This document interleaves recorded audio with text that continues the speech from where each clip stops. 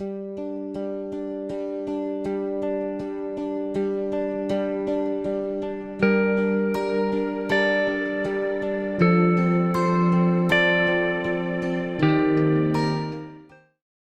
siang,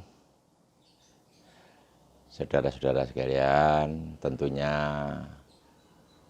pendengar dan pemirsa dari Giaran Radio kesayangan saya, Radio Suara Sidoarjo, yang merupakan salah satu sarana untuk publikasi dan juga menyampaikan informasi yang berkaitan dengan masalah pemerintahan, tata kota, dan juga tidak lepas dari masalah kehidupan masyarakat, juga tidak meninggalkan masalah budaya dan seni yang ada di Sidoarjo.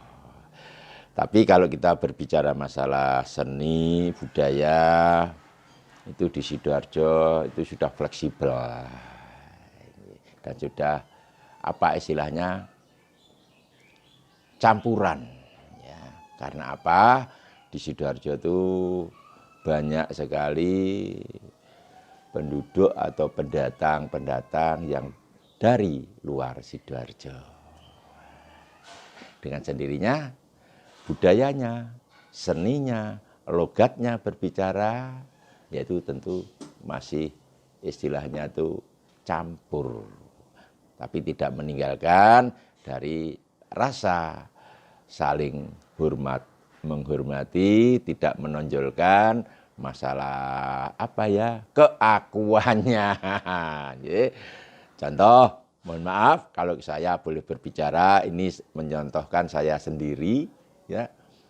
Saya di Sidoarjo mulai tahun 68, 1968 sudah masuk di Sidoarjo. Yang aslinya saya itu berasal kelahiran dari Solo, ya, dari Keratonan Solo. Tapi berhubung sesuatu hal yang perlu kita untuk mengembangkan dan melangkah ke depan, ya, itu perlu juga istilahnya bukan saya tidak mengesampingkan kota kelahiran saya, tapi saya lebih banyak ingin menyerap dan mendapatkan ilmu-ilmu yang bermanfaat untuk kedepannya. Itu proses, ya, melalui proses berbagai macam proses perjalanan dari Solo ke Sidoarjo. Tentunya saya juga harus bisa istilahnya itu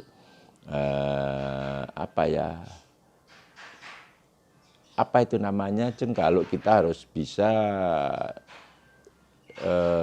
meresapi, memaknai, dan juga bisa melakukan adat istiadat yang ada di Sidoarjo, tidak lepas daripada jiwa-jiwa saya sebagai seorang Jawa Tulen. Kenapa saya berkata begitu? Apapun juga memang jiwa itu tidak bisa dibohongi, tidak bisa dikamuflase, tidak bisa. Kita harus tetap jiwa tetap jiwa. Makanya bagaimanapun juga walaupun saya berdomisili di Sidoarjo yang kebanyakan itu logat, dialog, dan pembicaraan dalam bermasyarakat itu bernuansakan ke Jawa Timuran. Ya.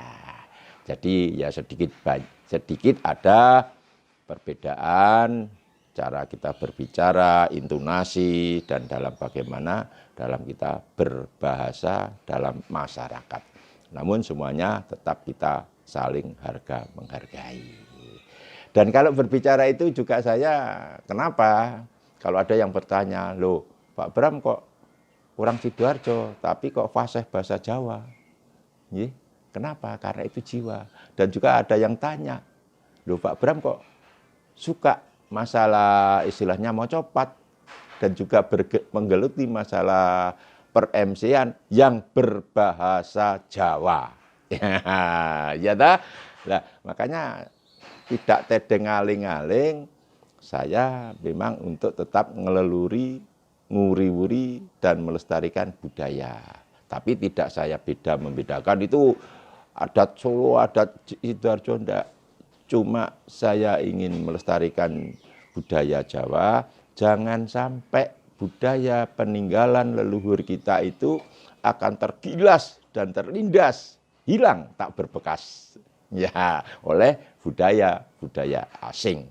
Di sini kita harus tetap punya jiwa untuk melestarikan. Dengan salah satu jalan, beberapa hal, faktor yang memang saya tekuni dan saya leluri. Satu diantaranya tentang tembang mocopat.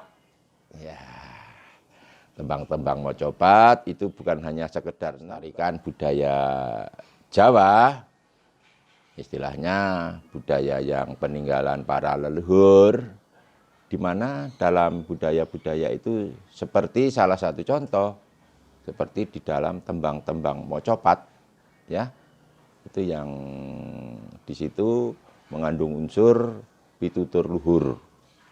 Pitutur luhur yang artinya itu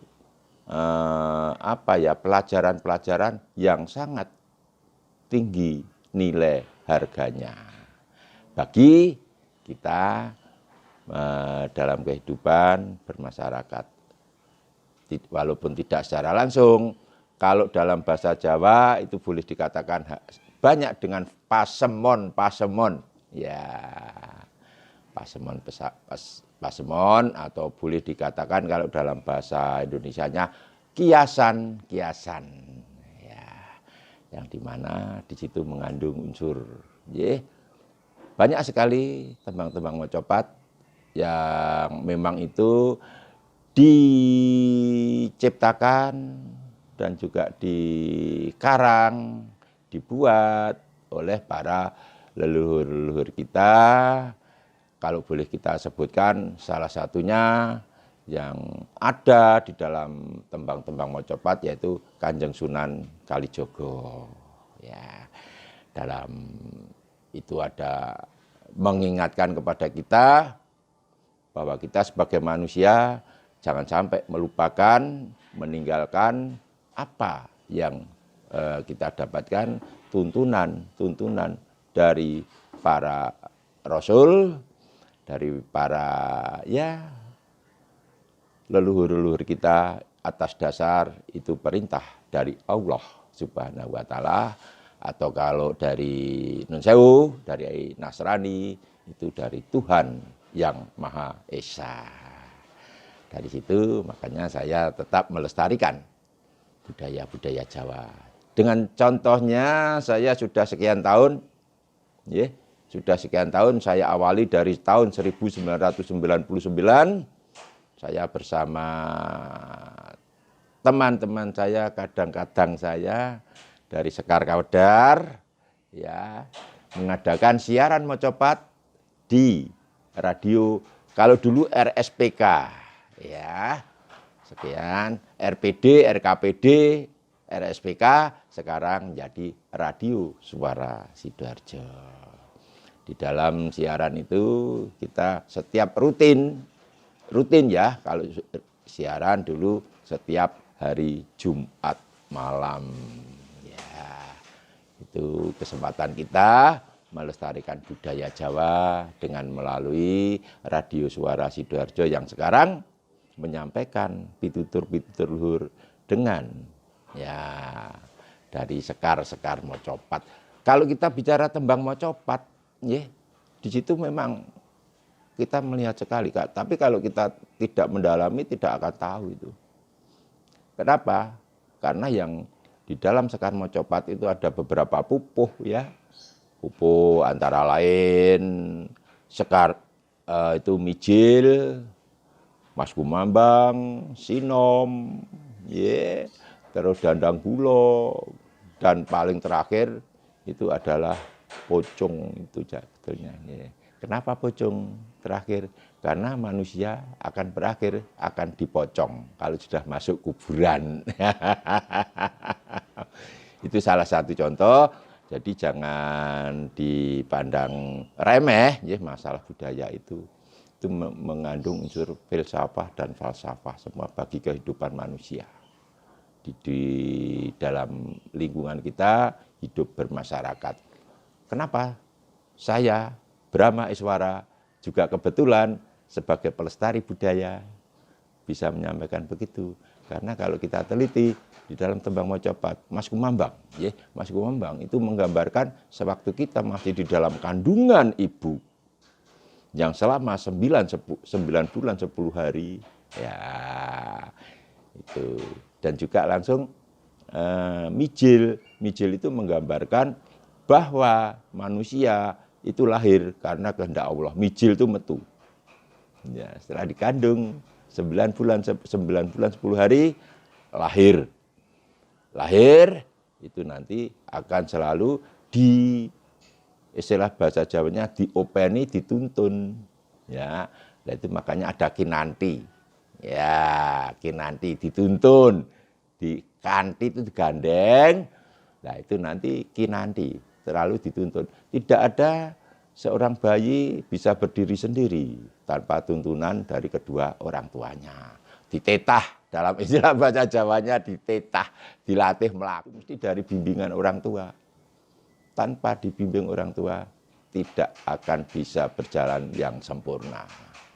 Itu ya, walaupun secara memang itu manusia mesti bisa berjalan kalau tidak ada penyakit. Ya, tapi harus tetap mendapatkan bimbingan, tuntunan dari orang tua. Yeah.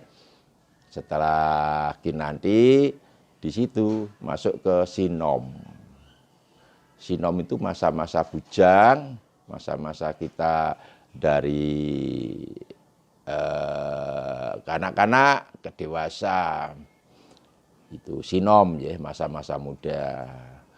Itu setelah dari sinom, kan kita melangkah ke orang. Kalau anak itu kalau sudah dewasa, apa yang akan dirasakan pertama kali?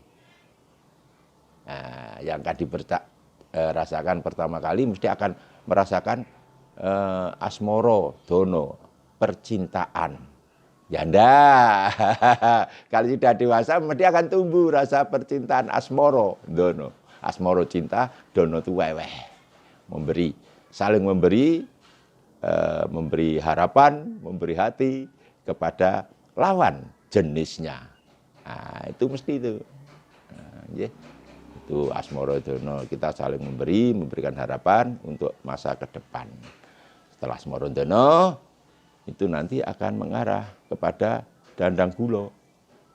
Dandang itu untuk nanasi yang hitam warnanya, ya, menanak nasi.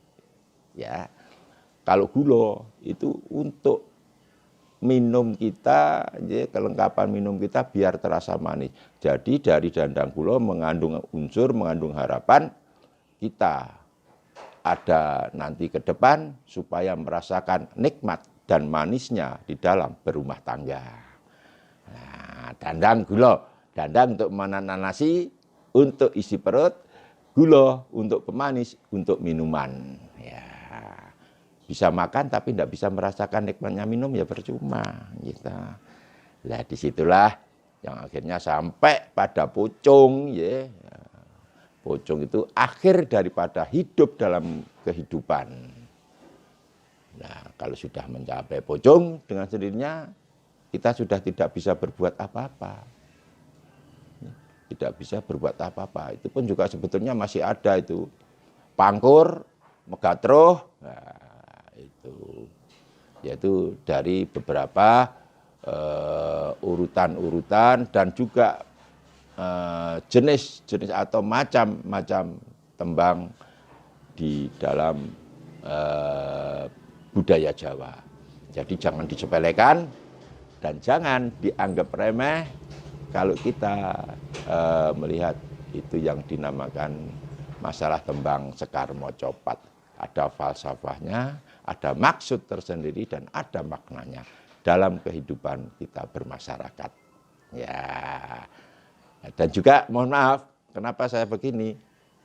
Di samping itu saya pun juga suka sekali tetap mengeleluri budaya Jawa yang saya gambarkan dan saya cetuskan di dalam mana saya juga kiprah juga sebagai profesi saya sebagai MC yang tetap melestarikan budaya Jawa, yaitu MC Pranoto Coro Pambiworo dalam acara resepsi perkawinan temanten adat Jawa. Ya. Kalau saya berbicara masalah itu sebetulnya tidak ada arah ke situ sebetulnya. Tapi karena panggilan jiwa. Jadi katanya orang Jawa, witing tresno jalaran Joko Kulino. Ya, karena saya sering bergaul dengan hal itu akhirnya muncul. Kenapa saya tidak begitu? Karena saya merasa mampu dan tetap saya melestarikan yang dinamakan MC untuk manten-manten adat Jawa. Ya, karena di situ juga mengandung makna-makna yang dalam. Perjalanan manusia itu kalau sudah mencapai dalam taraf kita pernikahan, dalam pernikahan itu sudah harus bisa benar-benar menjiwai dan melakukan apa yang sebetulnya di dalam makna perkawinan. Jangan hanya sekedar waiting love, witing tresno jalaran Joko Kulino. Jangan hanya itu, tapi harus punya program ke depan. Apa tujuan saya kawin? Disitulah di dalam perkawinan adat Jawa, di situ ada peralambang, ada lambang-lambangnya sendiri. Dari prosesi itu pun juga mengandung makna, mengandung makna perjalanan dari A sampai Z yang dilengkapi dengan segala hiasan-hiasan dalam artian kuade. Di situ juga ada kembar mayang, itu sebetulnya juga mengandung makna, ada artinya. Itu. Dan kenapa kembar mayang itu mesti dibuat dari janur? Nah, janur daunnya kelapa yang masih muda itu janur. Itu sebetulnya mengandung makna, janur kuning. Ya. Itu kalau bisa diartikan menurut pribadi saya itu ada apa katanya? Janur kuning, sejatining nur kang wening untuk menuju ke arah ke depan dalam kita berkeluarga. Di situ sejatining nur kang wening, yaitu cita-cita dalam hati yang luhur dan tenang tentram. Sejatining nur kang wening. Ya. Nur itu cahaya, wening itu tentram. Jadi cahaya ketentraman di situ. Itu sekedar kupasan, karena apa? Keterbatasan waktu mungkin di dalam acara ini. Ya mungkin mudah-mudahan di lain kesempatan kita bisa membahas yang lebih dalam lagi tentang mocopat, tentang perkawinan dalam saya berprofesi sebagai MC, karena bisa sedikit memberikan pitutur luhur kepada para temanten yang akan memasuki pintu pertama dalam keluarga. Contoh, kita bisa memberikan pitutur luhur kepada kedua mempelai dengan sekedar tembang yang saya ciptakan dengan sebuah tembang Asmoro Dono. Ya, Asmoro Dono. Asmoro itu percintaan, Dono itu weweh. Jadi kita harus mampu memberi di dalam kita membangun percintaan. Contoh, kalau dalam acara temu manten itu ada acara kacar kucur. Kita mesti penjenengan pernah melihat itu ada acara kacar kucur. Di situ sebetulnya mengandung makna. Itu kewajiban antara laki-laki dan perempuan. Contoh, nun jauh, saya anukan saja dua tembang, kalau mungkin bisa ada manfaatnya, dalam Sekar Asmoro Dono itu bisa kita berikan dalam acara kacar kucur. wajibe wong lanang kaki ngayom-ngayomi mring garwa nyukupi kebutuhane sandang pangan tuwin papan syarat srananing bebrayan linambaran tresna tuhu bagya mulya salaminyo. Itu untuk yang laki-laki nggih. Wajibe wong lanang kaki ngayom-ngayomi mring garwa. Ya. Lah untuk perempuan juga punya kewajiban. Nek wis dikeki, mosok dikeki sepisan terus dintekno sedina. Ndak kan juga ndak ya. Nah ini untuk yang perempuan ya.